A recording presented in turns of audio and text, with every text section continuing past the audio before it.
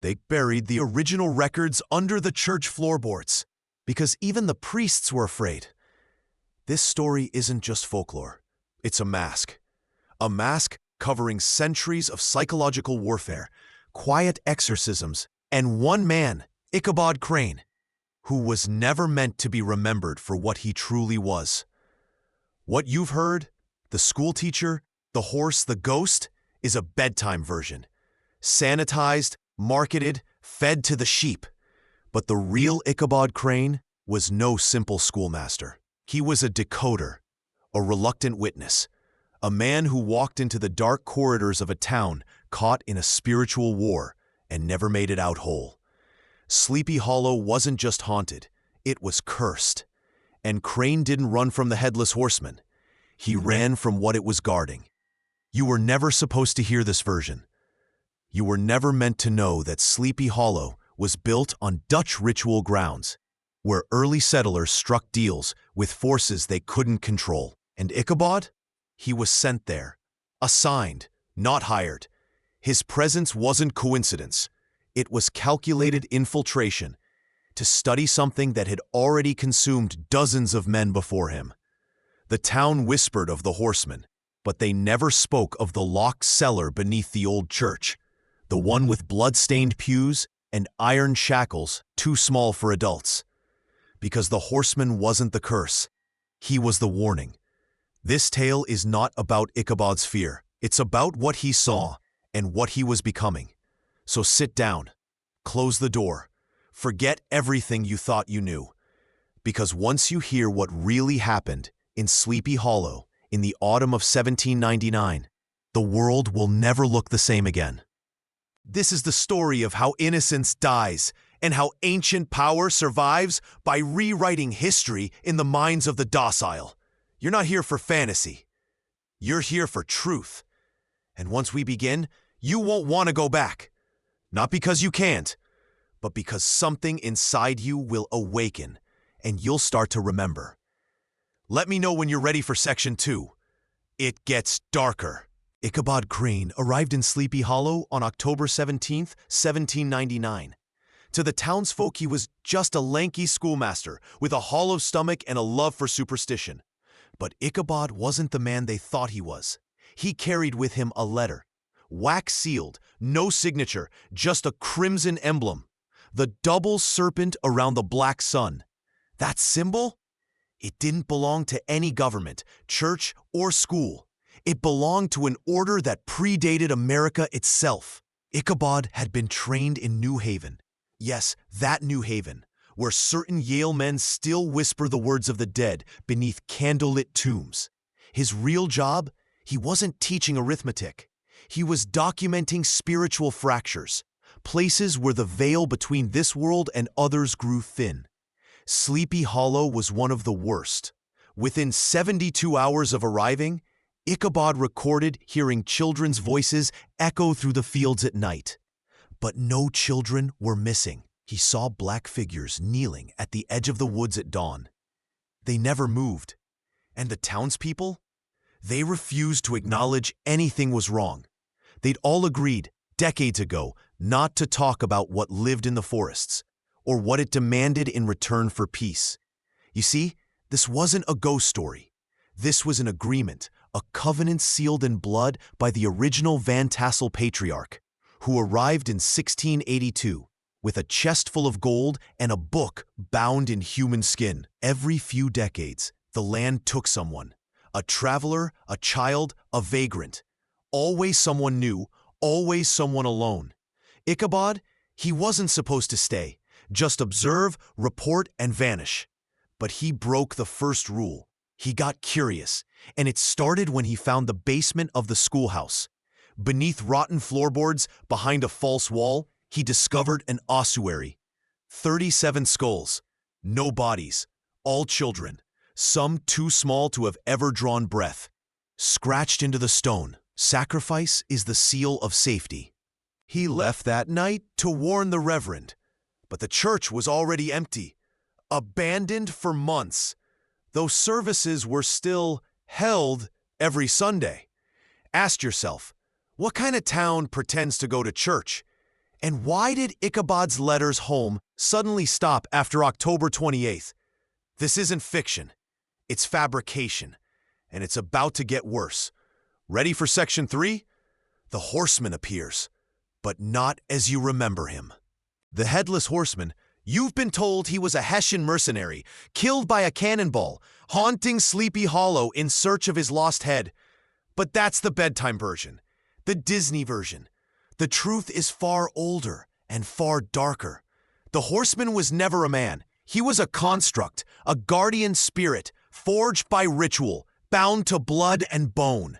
The early Dutch settlers, desperate to tame this corrupted land, made a pact. They could not drive the ancient presence out, but they could appease it. Every generation, a vessel would be chosen, headless, faceless, nameless, pure will without identity. The Horseman was not cursed, he was crafted. Ichabod didn't meet the Horseman on a bridge. He first saw it standing in his dreams. On the 7th night in Sleepy Hollow, Ichabod began to convulse in his sleep, his mind overwhelmed by impossible images. A black steed with silver eyes, hooves that burned the grass beneath them, and a rider with no face, but a chest that pulsed like it contained 1,000 hearts. And then came the humming, a frequency so low it bypassed the ears and went straight into the bone. A resonance, a command. Forget who you are. That's how it begins. Men don't go missing in Sleepy Hollow. They are erased, stripped of their names, their minds hollowed out, and their memories fed to something beneath the hills. What returns, if anything does, is a shadow of the original, a shell. By Halloween, Ichabod could no longer remember his own mother's name. He tried to write it down, but the ink ran backwards. He tried to write it down, but the ink ran backwards. He tried to say it aloud, but his tongue swelled in his mouth. Something was hollowing him out, just like it had done to others before. And when he stood on the ridge and finally saw the Horseman, not a ghost, but a living force cloaked in centuries of spiritual technology, he collapsed because he understood then the Horseman didn't ride to hunt. He rode to reclaim. The town, the church, the forest, even the school, it was all one organism, one machine. The Horseman was its immune system, and Ichabod Crane was the infection. This is where most turn back, but you're still here. So prove you're ready. Comment below. No head, no name. Comment it twice to lock in who you used to be before this truth began reshaping you. Now let's descend further. Section 4 is ready. Do you want to continue? October 31st, 1799. Ichabod Crane sat alone inside the one-room schoolhouse, surrounded by pages he didn't remember writing.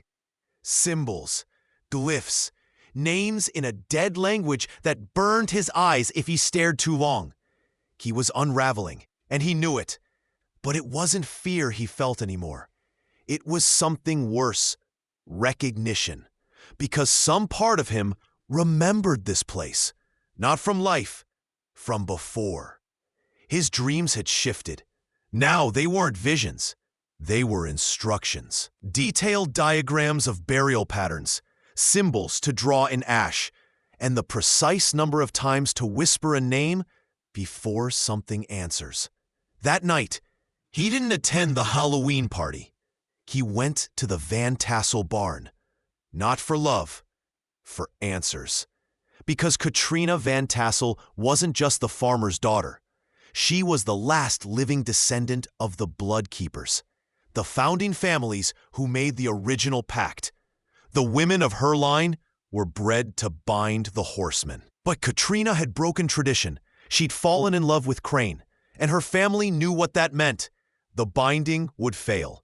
That's why Ichabod had been brought here, not to observe, to replace the guardian if the line broke.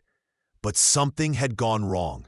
Katrina's love, real, undesired, unscripted, had altered the ritual. Ichabod was never supposed to remember, never supposed to wake up. He was meant to dissolve into the Hollow's machinery like the others before him. But love had made him lucid, and now he wanted out. He demanded Katrina tell him the truth. She wept, she begged, she kissed him, and whispered the only way out, the rite of severance. He had to ride to the original site, the tree without shadow, and bury the totem of his own identity. A name, a tooth, and a drop of blood. If done before midnight, the hollow would release him.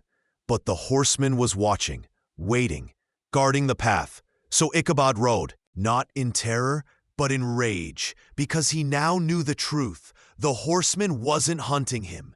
The horseman was him, a future version, a fragment bound by time and blood, looping in an endless cycle. Each time a crane is brought to Sleepy Hollow, he tries to escape and fails. Then the horseman rides again, but this time, something changed. And next comes the confrontation that rewrote the legend forever. Section 5 will show you the death that broke the curse. Midnight. The forest moaned. The wind didn't blow, it shivered. Trees leaned inward as Ichabod rode through the hollow's forbidden trail toward the tree without shadow, the earth bleeding leaves like open wounds. His hands trembled, clutching the relics of his identity, his name written in iron ink, the last baby tooth he'd kept hidden since boyhood, and a single drop of blood drawn that very morning when the ink bled backward and whispered, "You were never yours." Behind him, thunder cracked, but no lightning followed, because that wasn't thunder. It was the gallop. The horseman was coming, not from a distance but from within. Ichabod felt it in his bones first, like a memory waking up in the marrow. His heart pounded double time, one beat for the man, the other for the thing inside him. He reached the tree without shadow, a monstrous black-rooted abomination that absorbed moonlight instead of reflecting it. The ground beneath it pulsed. This was where it began, and where it would end. He knelt, began the rite of severance, spoke the ancient words Katrina gave him. Then, silence. Everything stopped. The birds, the wind, even time. And then, hoofbeats. Slow, deliberate, too heavy for this world. The horseman appeared, not galloping, but walking. No sword, no axe, just presence. Dense, holy, corrupt. It stood before Ichabod and stopped. They locked eyes, except there were no eyes. Just the hollow, flickering void where a face should be. And Ichabod remembered. He saw the loops, the rituals, the past lives. Each time he came back, bound to a different name, a different role. Soldier, scribe, teacher, spy. Each time he tried to escape, each time he failed, and every time the horseman rode. Because the horseman was the failed self, the past version who could not sever. That's when Ichabod understood. To end it, he would not have to run. He would have to accept it. He stepped forward, raised the tooth, dropped the blood, and then he spoke his own name and rejected it. The ground cracked. The horseman let out a scream, not from a mouth, but from the space where identity goes to die. Light poured from its collar, not golden, but black and blinding. And then it vanished. Ichabod fell to the ground, alone, but whole. He had done what none before him could. He forgave himself, and the hollow fell silent. But the curse wasn't broken.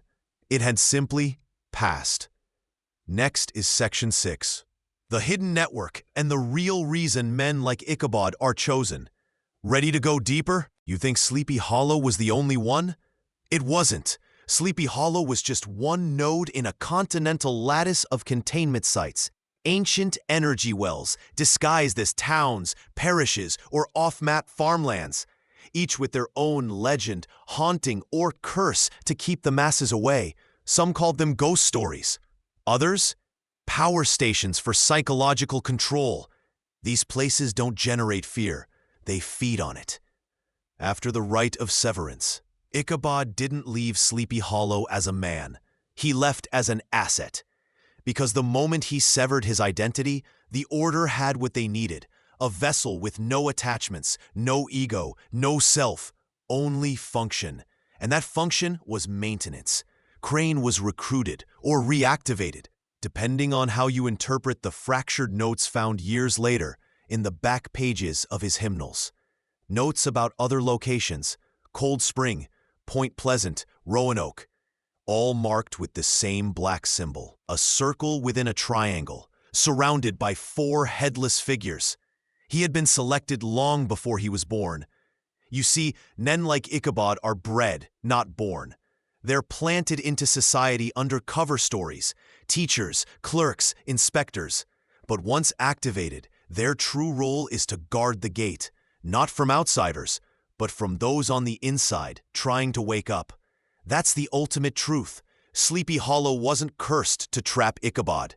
It was built to make him. And the horseman? That was just step 1, a spiritual antibody to test for ego death. If the vessel passes, the programming begins. They're taken to the cathedral under dust, a phrase Ichabod wrote 12 times in a trance. We've found nothing matching that phrase on any map. But a few survivors speak of underground stone temples in New England, hidden beneath retired seminaries. In these temples, men like Ichabod are given names that don't belong to them, taught to speak in reverse, trained to manipulate belief, not through force, but through ritual, through suggestion, through story. You've seen their work and called it myth, fairy tale, folklore, but it's engineering. You've heard of the Brothers Grimm, yes? They were in the same program. Fiction is the safest container for dangerous truth. And Sleepy Hollow was a prototype of weaponized mythology. Now ask yourself, why do these stories persist? Because they're still working. Ready for Section 7? That's where the real architecture is revealed. Let me ask you something. Why do you think Sleepy Hollow is taught in schools? Why is it wrapped in pumpkins, ghosts, and Halloween charm, and spoon-fed to children as a harmless tale? Because the most effective psychological prisons are the ones we grow up inside without ever seeing the bars. The legend of Sleepy Hollow isn't just a story. It's a control mechanism, a carefully engineered mnemonic cage designed to inoculate the masses against deeper inquiry. When you hear Ichabod Crane, you laugh. You picture a coward on a horse, fleeing a pumpkin-headed ghost. But what if that's the point? If the system can make the truth ridiculous, it becomes self-defended. Anyone who questions it sounds crazy, dangerous, disconnected. The real architecture begins at the intersection of folklore and function. In 1796, 3 years before Ichabod's assignment, a man named Cornelius Bass wrote a letter to the Secretariat of the Dutch Reformed Church. In it, he described a series of rituals being performed in Tarrytown, involving mirrors, blood, and the recitation of deathless psalms. He claimed they weren't worshiping God, but feeding something under the church. The church denied the letter existed, but a carbon fragment was found inside a sealed cornerstone during renovations in 1973. It contained a crude diagram of a human head, split in half. Below it, only the head can speak the lie. It didn't make sense until researchers began comparing this phrase to the Sleepy Hollow myth, where the figure without a head can no longer lie, because it can no longer pretend to be human. The architecture, then, is not physical, it's symbolic. A network of stories, legends, and archetypes that serve as cognitive anchors. And if those anchors are set deep enough, the truth can exist in plain sight, and no one will ever believe it. That's the genius of the system. It uses your own mind as the jailer. So when Ichabod severed his identity, it wasn't just about survival. It was initiation. He became part of the storytelling machine, a whisper in the ear of every man who hears his tale and thinks it's just a myth. But something inside them wonders, and that wonder is where the transformation begins. Are you still with me? Because Section 8 will take us underground, into the vaults beneath the original Van Tassel estate, where the final truth was locked away. Shall we go deeper? Beneath the Van Tassel estate lies no wine cellar, no root basement, no family tomb. What's down there is a vault, a sealed, hexagonal chamber buried 50 feet below the foundation. Older than the house, older than the family, maybe even older than the town itself. The entrance is hidden behind the fireplace, activated by placing an iron coin, dated 1666, into a hollow stone. This isn't folklore. This is documented in the recovered journal of Captain Elias Vanderdonk, a surveyor for the British Crown, who vanished in 1772 after reporting unwholesome architecture under Dutch farmland. He wrote one last entry: "The walls breathe, the stone sings, and I believe I'm being remembered by something that never died." Inside the vault, 6 statues stand, headless, robed, holding open books. Each book is blank until you enter. Then, according to Ichabod's final letter, unearthed in 1923 by an anonymous collector in Boston, your name appears on every page. The implication is staggering.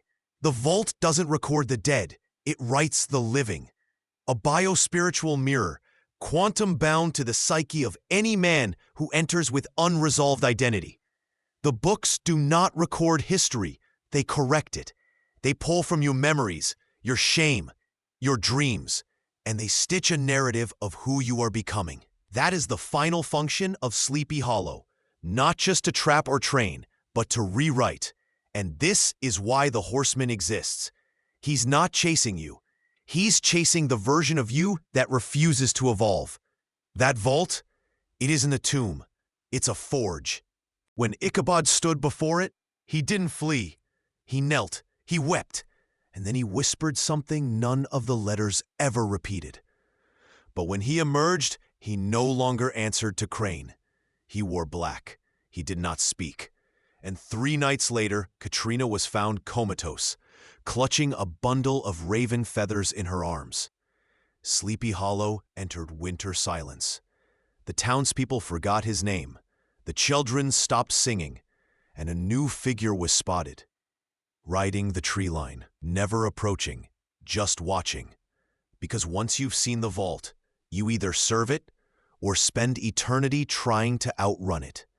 Section 9 reveals what the government found when they tried to excavate the hollow in 1947. Only go forward if you're prepared for what they uncovered. Shall we? 2 years after World War II ended, the U.S. military launched an off-the-books reconnaissance operation into regions of reported paranormal density along the Hudson River Valley. The codename, Operation Latchkey. Its goal wasn't protection, it was extraction. After the success of Operation Paperclip, where German scientists were absorbed into American intelligence, focus shifted toward esoteric technologies, ritual engineering, symbolic weaponry, and Sleepy Hollow was flagged as a locus of myth with anomalous continuity. In other words, the stories there wouldn't die. A 5-man unit entered the forest near the old Van Tassel estate in March 1947. Only 2 emerged, both disoriented, barefoot, and unable to recall their names. What they described was chilling, a spiral staircase that descended beneath the estate and kept getting longer. A voice without sound that asked them riddles about identity, guilt, and sacrifice. And at the lowest point, a mirror that didn't reflect their bodies, but reflected who they might have become if they had made different choices in life. One soldier, Private Cole, screamed at the glass and shot at it with his sidearm. The bullet curved and hit him in the heart. The bullet curved and hit him in the heart. No autopsy could explain it. The government sealed the records, built over the estate, deemed the area unstable for habitation, but the documents didn't stay hidden. They surfaced decades later, passed hand to hand through Masonic lodges, Black Chamber remnants, and rogue theologians. One page stood out. Sleepy Hollow is not a town. It is a memory made physical, a weaponized mythos that infects the psyche and alters the perception of time. Once inside, the subject loses alignment with linear identity and becomes susceptible to programming via symbolic immersion. They weren't there to dig up relics. They were trying to understand a story so powerful it could program reality. And here's the punchline. That mirror? It's still there, buried under the forest floor, pulsing quietly beneath centuries of soil and silence, waiting. And in recent years, hikers, campers, and thrill-seekers had started reporting it again. A shimmer in the trees, a gallop in the distance. A figure, headless, but somehow aware. This isn't over, and in Section 10, we'll expose what the horseman actually guards, something far older than the Dutch, older than the land itself, the original force behind it all. Before the Dutch settlers, before the Mohicans, before the forests had names and the rivers had borders, there was something else in the valley we now call Sleepy Hollow. Not a god, not a ghost, something older, something designed. The original tribes didn't worship it. They feared it. They never spoke its name aloud. Instead, they left markers, stone rings, carved spirals, and piles of animal bones, turned precisely north, all to warn others. This is not sacred ground. This is a wound in the world, and that wound never closed. According to the suppressed writings of Elias Terry, an excommunicated Jesuit scholar who disappeared in 1683, what lies beneath Sleepy Hollow is not a spirit of death. It's a sentient narrative construct, a consciousness that exists only through story. It has no body, no voice. It lives in patterns, archetypes, cycles, symbolism, and it feeds on belief. The more people hear the tale, tell it, fear it, the more it grows. You know what that means? The Headless Horseman isn't a demon. He's a mask, a recurring character in a play written by something that doesn't sleep, doesn't breathe, but remembers every version of you that could have been. The horseman is you when you stop evolving. And what does he guard? He guards the threshold, the invisible line between who you are and who you were meant to become. Every culture has one. A tale of a rider, a phantom, a force that hunts you in the dark. It's the collective expression of one ancient truth. If you do not confront your unfinished self, it will chase you until you break. But Ichabod didn't break. He turned around. He faced the construct, and when he did, it didn't kill him. It changed him. It made him part of the mythos, a carrier, a witness. And now that you followed this story all the way here, I have to ask, who are you running from? Because the horseman is real. He's not after your head. He's after your identity.